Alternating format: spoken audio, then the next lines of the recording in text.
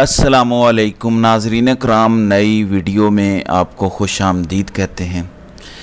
दुनिया तेज़ी से बदल रही है। मैंने अब से चंद रोज़ पहले भी कहा था कि ग्रेटर के रास्ते में छोटी मोटी जो भी मुश्किल आएगी, चूचना आएगी, वो भी ख़त्म की जाएगी। तो मामलात अब उसी तरफ जा रहे हैं। आपको पता है कि ईरान में 3 अहम लोगों को निशाना लेके बाकायदा प्रिसाइज इंटेलिजेंस मालूमात की बुनियाद पर मारा गया।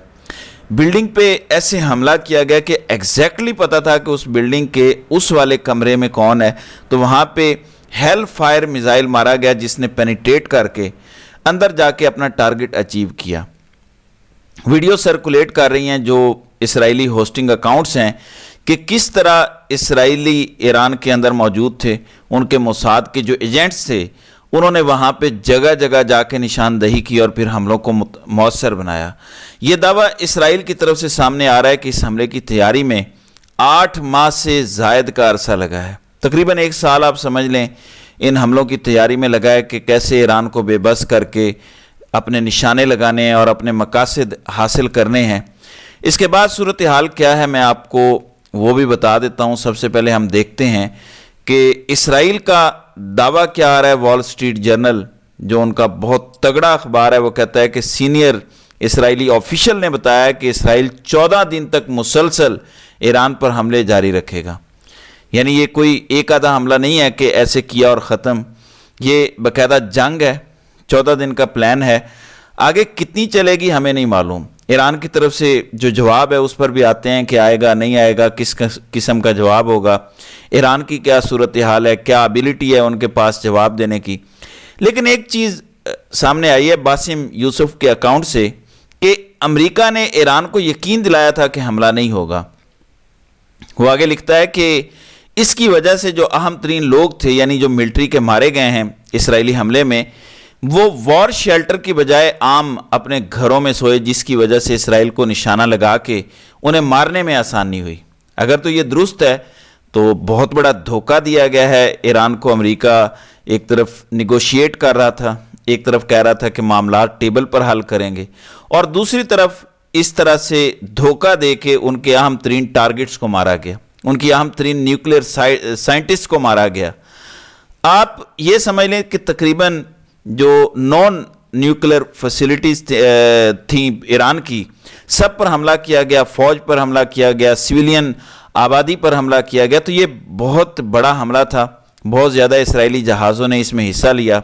F-35 की बात हो रही है, F-15 की बात हो रही है, F-16 की बात हो रही है कि ये 3 जहाज़ थे, इन्होंने हिस्सा लिया इस सारे ऑपरेशन में। ये 3 किस्म के जहाज़ थे जिन्होंने ईरान पर हमला किया। ईरान का दिफाई निज़ाम इतने जहाज़ों ने आकर हमला किया, किसी एक को भी गिराने में नाकाम हुआ। ये बात आपने जहन में रखनी है।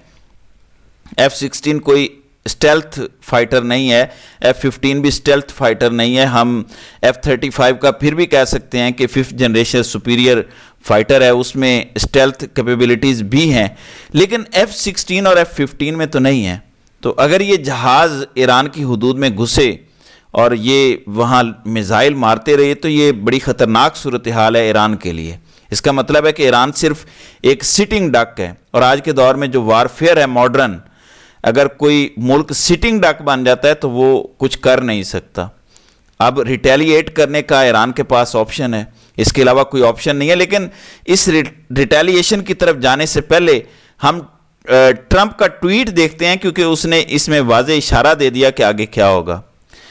ट्रंप लिखता है कि मैंने ईरान को बार बार डील करने के मौके दिए, मैंने उन्हें बताया और बड़े सख्त अल्फाज में बताया कि डील करो, लेकिन जितनी भी मैंने कोशिश की, जितना हम डील के करीब पहुंच चुके थे, हम डील नहीं कर सके।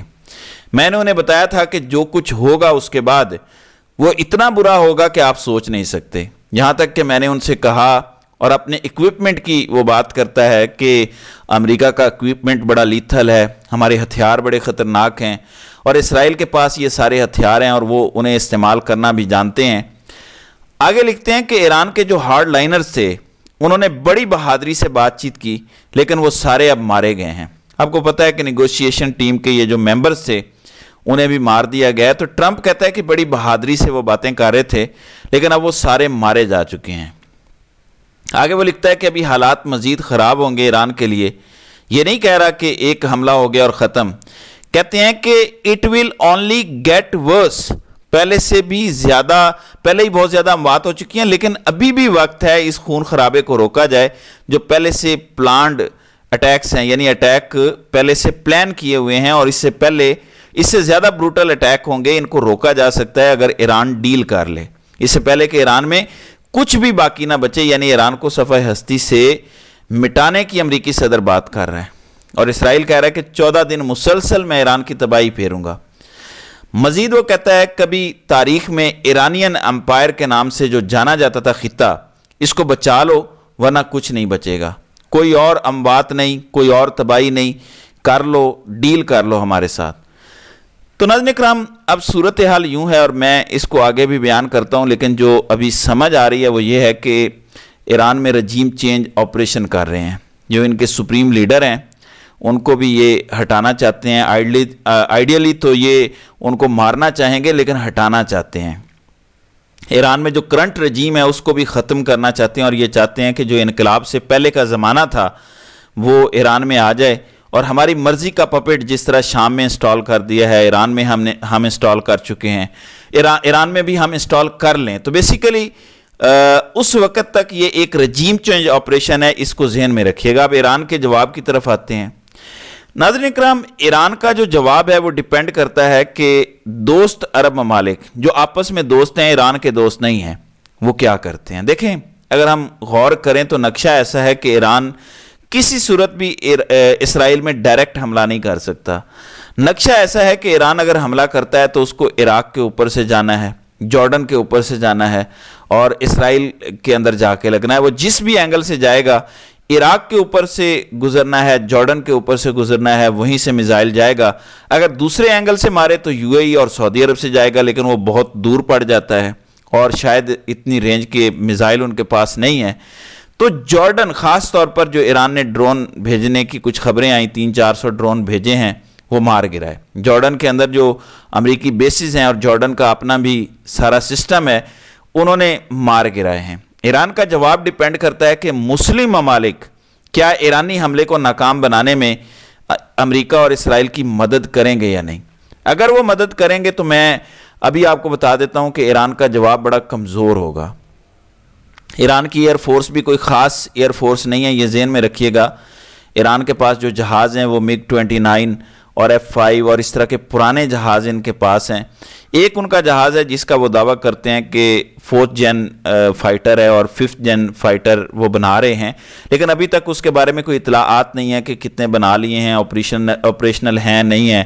تو ان کی ایئر فورس اس قابل نہیں ہے، اور اسی لیے اسرائیل کے جہاز آئے، دناتے پھرے، حملے کیے اور واپس چلے گئے، اور وہ روک نہیں پائے، اپنے جہازوں کو ایریل نہیں کر پائے، ورنہ کتنی دیر لگتی ہے. تو اسرائیل کے مقابلے میں ایران اس وقت ایک سیٹنگ ڈک ہے جب تک عرب ممالک ایٹ لیسٹ نیوٹرل رہنے کا فیصلہ نہیں کرتے. یہ بڑا امپورٹنٹ ہے. میں یہاں پہ یہ نہیں کہہ رہا کہ عرب ممالک ایران کا ساتھ دینا شروع کر دیں، یا پاکستان ایران کا ساتھ دے اور میزائل اسے پرووائڈ کر دے کہ تم یہ والے میزائل یوز کر لو، یہ ابابیل میزائل ہم سے لے لو، یہ یوز کر لو. ایسا میں نہیں کہہ رہا. میں کہہ رہا ہوں کہ جو عرب ممالک ہیں وہ نیوٹرل ہوں گے تو ایران کا جوابی وار کامیاب ہوگا، ورنہ کوئی چانس نہیں ہے کہ کامیاب ہو. سارے عرب ممالک میں امریکہ کے ڈیفنس سسٹم لگے ہوئے ہیں، پیٹریوٹ میزائل لگے ہوئے ہیں، اسرائیل کے اپنے اندر آئرن ڈوم ہے، اور بہت سارے ان کے ملٹیپل لیئرڈ ڈیفنس سسٹم ہے. تو بہت مشکل ہے یہ کام کرنا، ایران کے لیے جواب دینا. سو ایران کیا کر پائے گا؟ اتنا بڑا نقصان تو ہو گیا ہے کہ جنگ لڑنے کے علاوہ ان کے پاس کوئی آپشن نہیں ہے. عراق میں حالات بدل چکے ہیں، اس طرح سے ایران کا انفلوئنس شاید اب نہیں ہے جیسے پہلے ہوا کرتا تھا. شام میں حالات ویسے ہی بدل چکے ہیں اور وہاں رجیم تبدیل ہو چکی ہے. تو ایران کے اندر اضافہ ہی ہوا ہے کچھ مہینوں میں، اور اب آپ کو سمجھ آئے گی کہ شام میں رجیم کی تبدیلی کیوں کی گئی، کیونکہ اگلا ٹارگٹ ایران تھا، اور اس سے پہلے شام کو نیوٹرلائز کرنا ضروری تھا، اپنی مرضی کا بندہ لانا ضروری تھا. تو ہر چیز پلان کے تحت ہوتی ہے. عالمی طاقتیں بغیر منصوبہ بندی کے کوئی کام نہیں کرتی. اس کی لمبی منصوبہ بندی ہوتی ہے، دہائیوں پر محیط ہوتی ہے، اور اس کے نتائج کا بھی اندازہ وہ لگاتے ہیں کہ دہائیوں کے بعد کیا نکلے گا. اس ٹائم صورتحال یہ ہے کہ ایران ایک سٹنگ ڈک ہے، اور اسرائیل کہہ رہا ہے کہ 14 دن تک ایران کی بینڈ بجاؤں گا، جو کہ بڑی خطرناک صورتحال ہے. जबकि अरब ममालिक ने क्या कहा है वो भी देख लेते हैं।